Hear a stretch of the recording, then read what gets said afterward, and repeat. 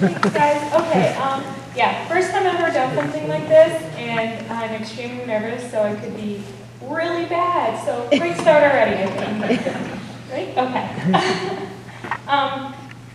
So, I always feel like something this dramatic and drawn out should be started with a really cool thing, like, I don't know, Once Upon a Time, or in a galaxy far away. No, I was 5, and it was 1996. So, my parents like to describe me as a solid little girl. I like to describe myself as a Winnie the Pooh, which is way better because who doesn't love him? My sister and I, who was 7 at the time, were at my dance instructor's house.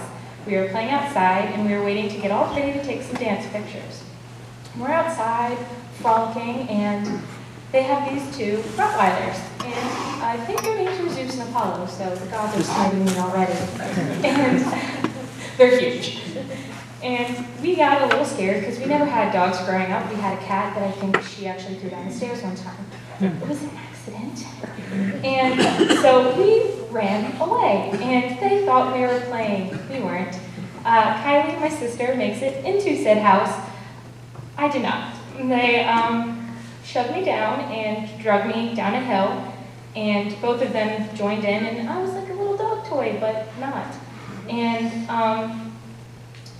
I was taken down this huge hill. My sister knew something was wrong, so she went and got my dance instructor, who couldn't find me for a while because I was all the way down this long hill and freaking out. And from what I was told, I was not in good shape, apparently, which is surprising.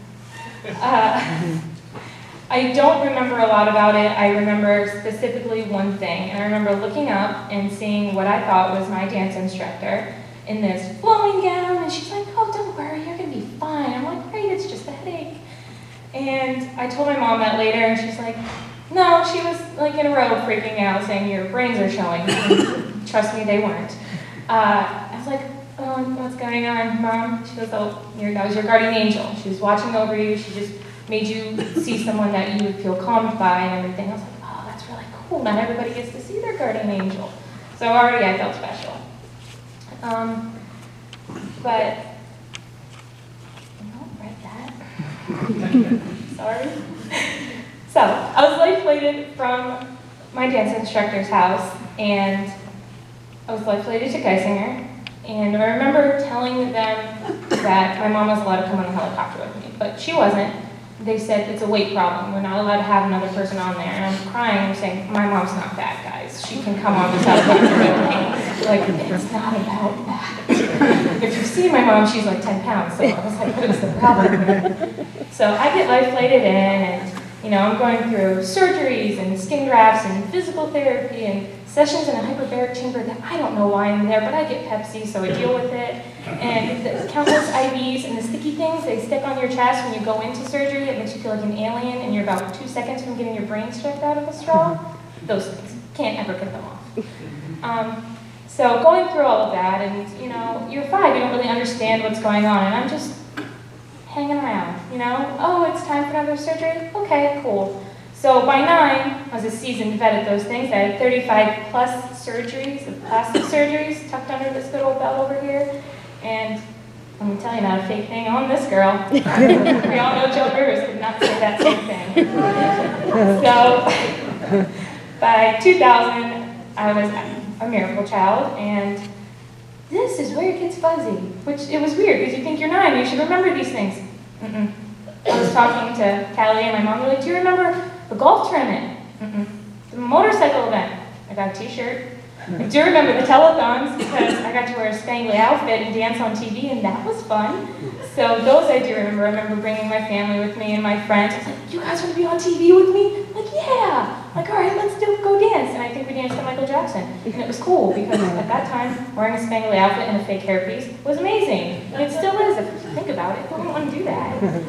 I literally thought it was the coolest thing ever. And it wasn't because of the TV or the spangly outfits. I got to wear a fake hairpiece, which was real cool, because, and I did neglect to tell you because I am so nervous, my injuries from the accident, and I don't want to be so morbid, there's cake out. Nobody should be sad with my cake. My injuries, when the dogs got a hold of me, they missed my face, they went for my head. My scalp was peeled back from my head. I had bites everywhere. My ear decided to take a break from being part of my head and was just hanging out down here. My carotid was making an escape, and like nothing wanted to be a part of my body. And we're like, no, come on, let's stay in here.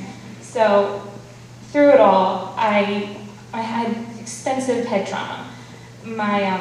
When all the surgeries, I had expanders in my head that were filled with saline gradually, so I had like bulbs sticking out everywhere, to stretch the skin and make, in the back of my head where I don't have hair anymore and it doesn't grow hair because I've had a skin graft.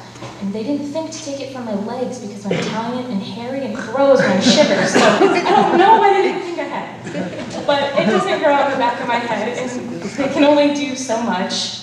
Skin stretching, again, Joan Rivers. So there is a spot on the back of my head that's about this big where hair doesn't grow.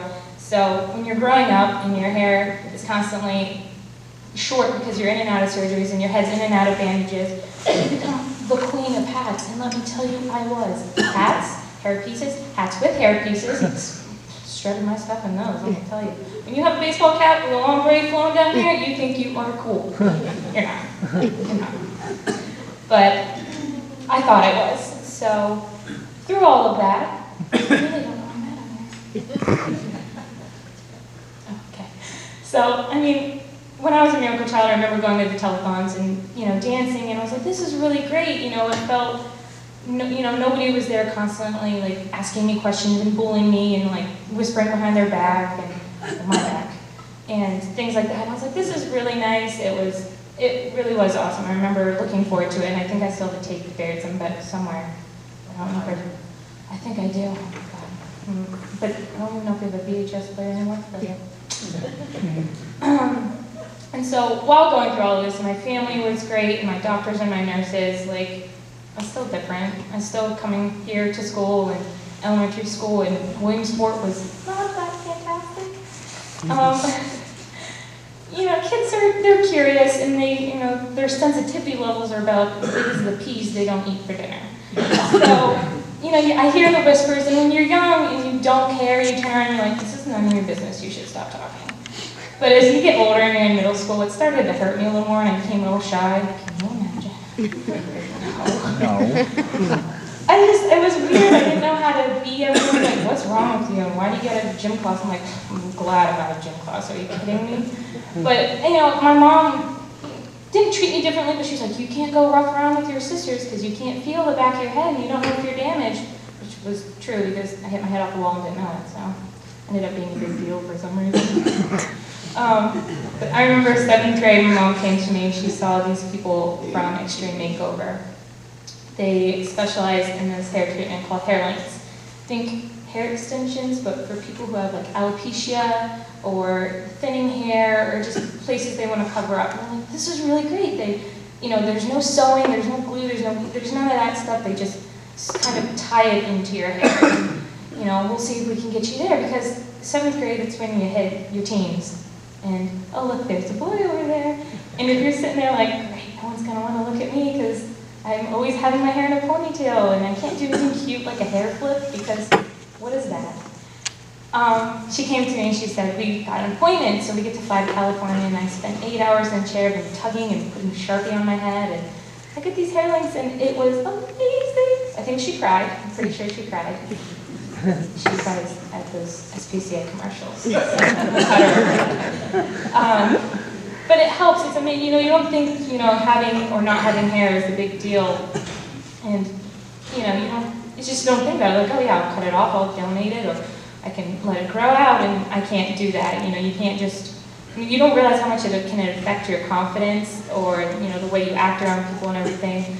And I just remember the day I got it, I was like, this is going to be so cool, because when kids can't look at you and immediately notice something physically different about you, they don't ask questions, they don't do these comments, and I can just slither in there and try to be like, I'm normal. I'm not normal whatsoever. I've learned that one pretty quickly. I stopped trying. So 18 years later, when I realized I'm nowhere close to being normal and I could care less what people are saying about me now, and anything, if they want to ask me questions, go to town. I'm not nervous anymore. Well, now I'm nervous, but not normally. But I just know that you know, it's horrible. You know, it could have been my older sister who got hurt, and thank God she didn't, because she was much tinier, regardless of being older than me. And I felt, you know, as much as she saved my life by getting someone to come help me, I saved hers. It's just being able to be her when she could not. You know, I knew she wouldn't have been able to really tough it out. Not that she's a weak girl, she's not. If anyone knows her, she's not. I was solid. So, I also think I'm also too stubborn to give up on anything. I remember my mom saying, she was getting so mad because people were like, you're going to have to be prepared, she's not going to make it. She's like, can I punch you in the face? And I showed them, like, make it please. And they said, she may not get full use of her arm because there's nerve damage. Like, are you kidding me? Please, I'm a dancer, I need this. So, and I know it's all thanks to the doctors at Geisinger who put me back together again. I said, Humpty Dumpty can be put back together again. And, you know, the physical therapy sessions, as much as I hated them, they did help. And I don't know where I'm going with this. It's just awesome. It sounds horrible, but I remember all the good times there. I don't remember anything painful, to be honest, except physical therapy. But it's not physical therapy if it doesn't hurt. And they do have cool toys. I remember trekking down the hallway, drains coming from my head in one hand, an IV stand in the other, and I'm just like, toys, let's do this thing. I had a tractor. I would just truck around the nurse's station, Polly Pockets in the back. I didn't care. They were like, you want another surgery? I'm like, yeah, but do I need to get the anesthesia? Because that mask is horrible on your face. Like, it would hurt if you didn't. But I just know that a person standing here today, mumbling, bumbling, would not be half the person I am if it wasn't for that entire experience. The doctors playing Nintendo with me, and, you know, Nancy, who's there, making me a submarine and putting a star on each window every time I went into my hyperbaric chamber without a fuss. I forgot about that. We still have it. Or my parents being there until 2 in the morning and Mom finding me green Jello at 3 in the morning because it had to be green, all right? And you can't find that at 3 in the morning on the 3rd floor. It's on the 2nd. And my sisters for always including me and just wanting to roughhouse with me, even though they should know better, and they were told they should know better, but didn't care. Aren't you glad you didn't have boys, Daddy? Still thinking about it. He's cursed there. He's got 2 granddaughters. So, I mean, ultimately, like I said, I have come so far from the injured, broken little 5-year-old that I was, and I don't feel so broken anymore. I owe a lot of that to the doctors. You said you don't know if Dr. DeSantis is there. You have to let me know. He was awesome, and he always played Luigi and Nintendo with me because I had to be Mario. He was the best one, of course. And my friends, Miss Sadie, who's here also, she's cool. All my friends are awesome about it, and my family especially, you know, helping me grow into the lady I tried to pass myself off as being. Nowhere close, but I tried for his benefit.